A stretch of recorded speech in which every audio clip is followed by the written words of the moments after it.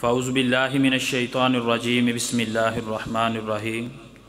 قال اللہ تبارک و تعالی فی القرآن المجید والفرقان الحمید الف لام میم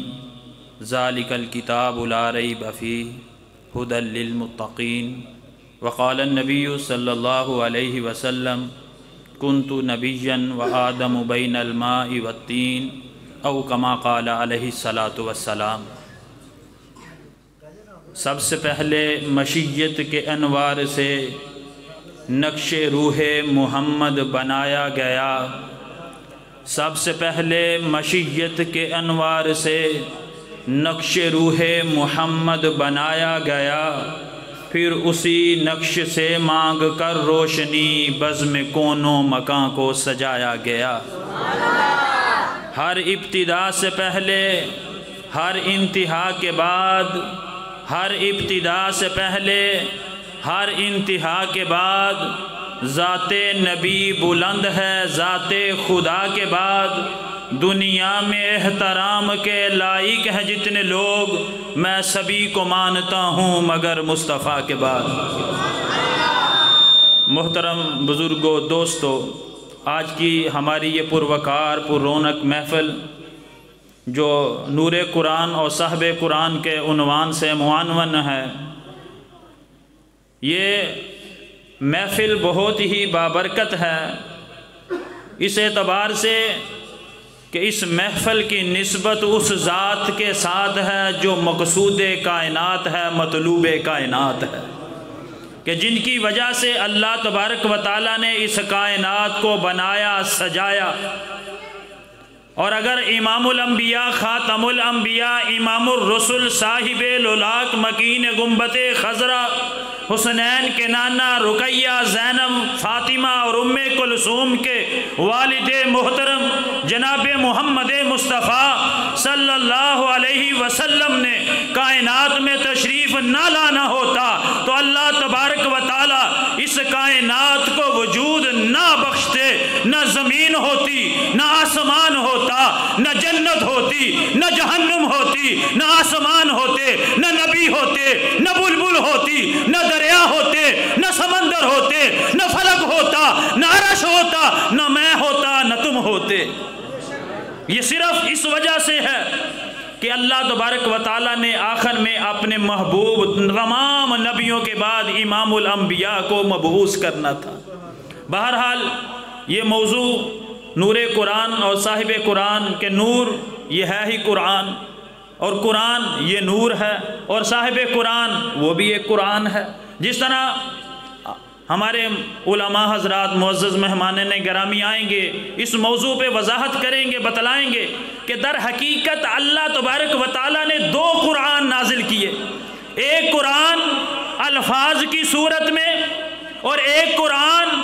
عمل کی صورت میں، اور فرق صرف یہ ہے کہ جو قرآن الفاظ کی صورت میں ہے اس کے الفاظ کالے ہیں، اور جو قرآن عمل کی صورت میں ہے اس کی زلفیں کالی ہیں۔ فرق صرف اتنا ہے کہ جو الفاظ کی صورت میں ہے اسے جو پڑھتا ہے وہ قاری بنتا ہے، اور جو عمل والے قرآن کو پڑھتا ہے اس پر ایمان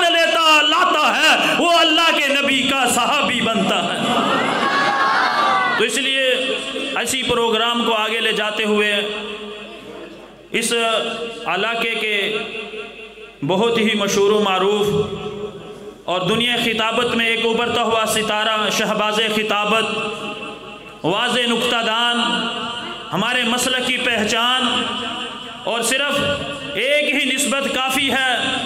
کہ جو ان کی نسبت غلامان صحابہ کے ساتھ ہے کہ صحابہ کے غلام ہیں، یہی نسبت تمام نسبتوں سے اعلیٰ ہے۔ وہ آپ حضرات کے سامنے جلوہ افروز ہیں، انہیں میں دعوت دیتا ہوں کہ مائک پر تشریف لائیں، حضرت مولانا صدام حسین فاروقی صاحب۔ محمد عمیر رحمت، واقعی یہ اللہ کی رحمت تھے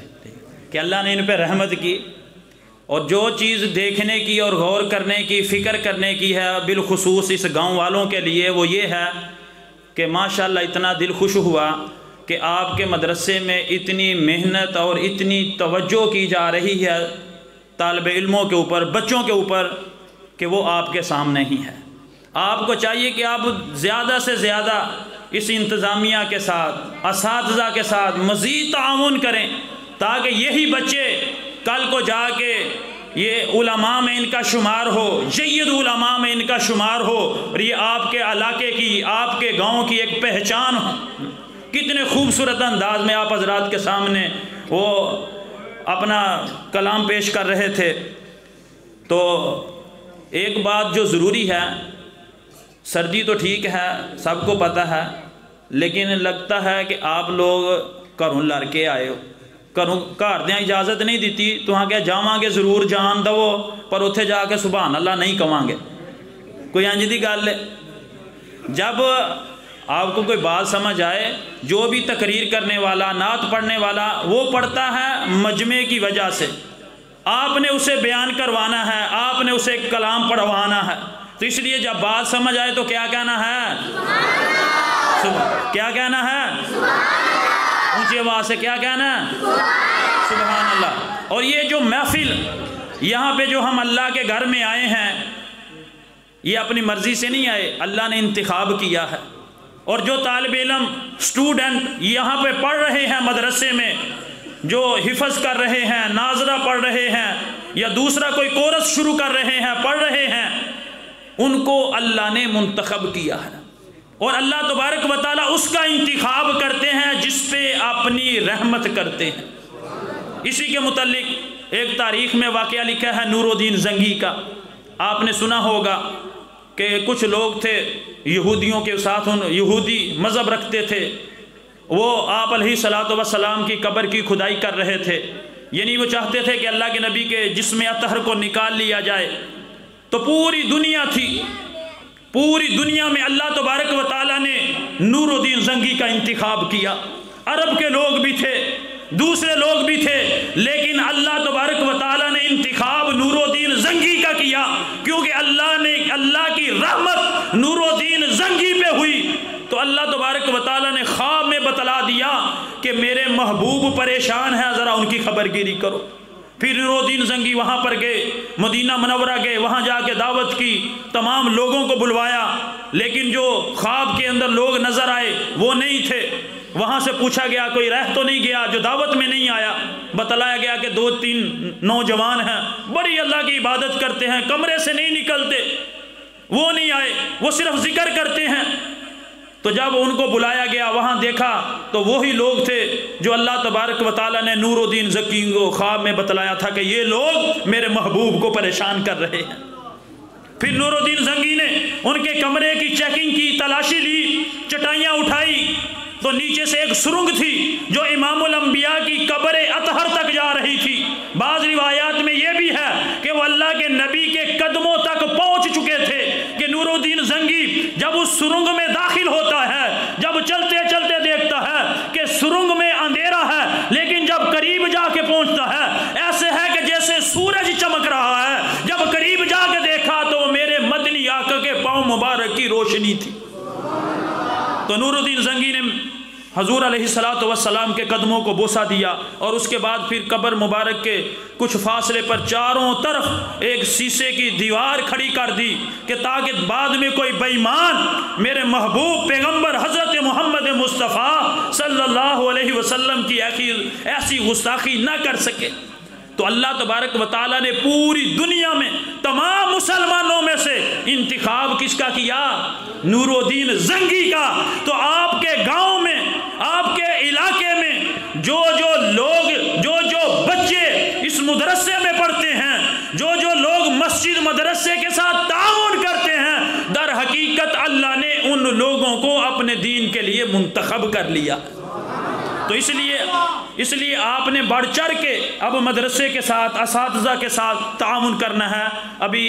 وقت کی نزاکت کو مد نظر رکھتے ہوئے اب میں آپ حضرات کے سامنے خطیب بے بدل، شہنشاہ خطابت، واضح نکتہ دان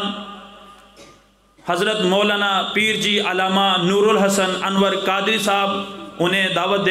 دوں گا کہ وہ آپ حضرات کے سامنے اپنی خوبصورت آواز میں، جو آپ حضرات کے سامنے بہت ہی خوبصورت انداز میں تقریر سیدنا صدیق اکبر رضی اللہ تعالی عنہ کے عنوان پر کر رہے تھے، بس سیدنا صدیق اکبر رضی اللہ تعالیٰ عنہ کی فضیلت اتنی ذہن میں رکھیں کہ علماء نے لکھا ہے کہ جب آدمی جس جگہ پر دفن ہوتا ہے اس کو اسی جگہ سے مٹی لے کے اس کے وجود کو بنایا ہوتا ہے۔ جس طرح آپ نے دیکھا ہوگا کہ جب میت کو قبر میں اتارتے ہیں تو 3 مٹھی مٹی کی ڈالتے ہیں، منہا خلقناکم وفیہا نعیدکم ومنہا نخرجکم تارۃ اخری، کہ اے اللہ آپ نے ہمیں اسی مٹی سے پیدا کیا اور دوبارہ اسی مٹی میں دوبارہ دفن کر دیا، اور پھر قیامت والے دن اسی مٹی سے دوبارہ اٹھائیں گے۔ تو اس سے پتہ چلا، علماء نے بڑی وضاحت کے ساتھ لکھا ہے، اس کا مطلب اور مفہوم یہی ہے کہ بندے کی جس جگہ پہ قبر بنتی ہے اسی مٹی سے اس بندے کا وجود بنایا ہوتا ہے۔ تو آج بھی سیدنا صدیق اکبر روضہ رسول میں آرام فرما رہے ہیں، اور روضہ اطہر وہ جگہ ہے کہ کائنات کے ہر ذرے سے،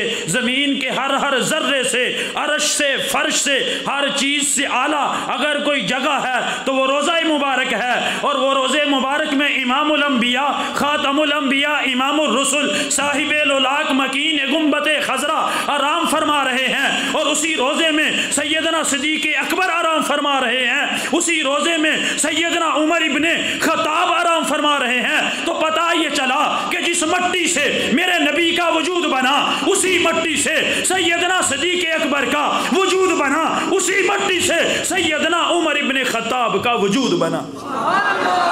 اور وہ مٹی کون سی ہے؟ وہ جنت کی مٹی ہے، کیونکہ اللہ کے نبی کا روضہ کیا ہے؟ وہ جنت ہے۔